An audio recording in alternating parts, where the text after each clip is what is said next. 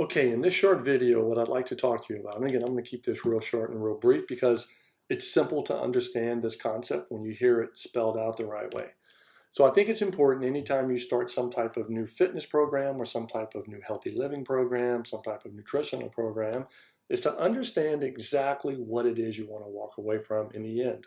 What would be a positive experience and what would be something that you could check off as, okay, I reached that level and now I want to up and improve my performance, or I need to change on the fly and shift around. Sometimes when people come in, they come in with like 4 or 5 or 6 things on a wish list. And what I try to do is I try to reduce it down to 2 or 3.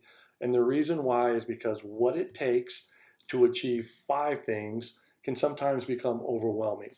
So someone wants to lose 20 or 30 pounds, right? Let's say they have that much to lose. I work in 12-week cycles. And what we do is we try to set up a clear objective. And so the reason we do that is because we can take more small steps instead of that big giant leap that maybe we get used to doing in the past, where we're calorie restricting. We have to work out 6 or 7 days a week. You're meditating for an hour a day, or you're doing some type of journaling. What's important with this is, yes, it takes all of those steps to get from point A to your end result, or at least the initial stage of the end result, but it can be a lot more methodical, and it can be easier laid out, and it can be easier for you as a participant to take that information in and to digest it and actually put it into something that's more sustainable long term. So just because your goal is not to put on 25 pounds of muscle or to be able to bench press 100 pounds, or maybe it's to lose 30 pounds, or maybe it's just something as simple as I just want to be able to walk up and down my stairs a little bit easier than I'm doing now.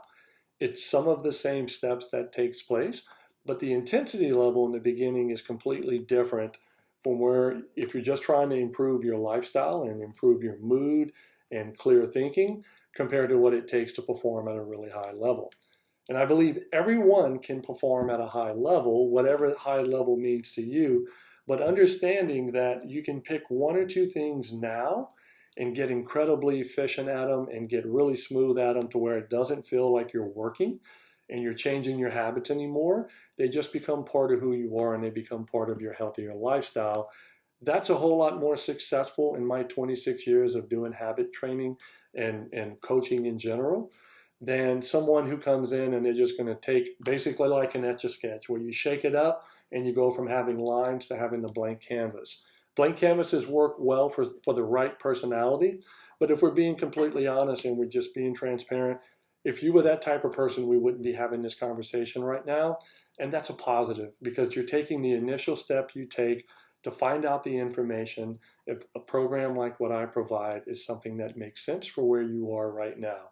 So understanding that you don't have to do it all at one time, you just have to have a starting place, and then you have objectives that we meet along the way, and you don't have to have it all at one time for it to be effective and for it to be sustainable.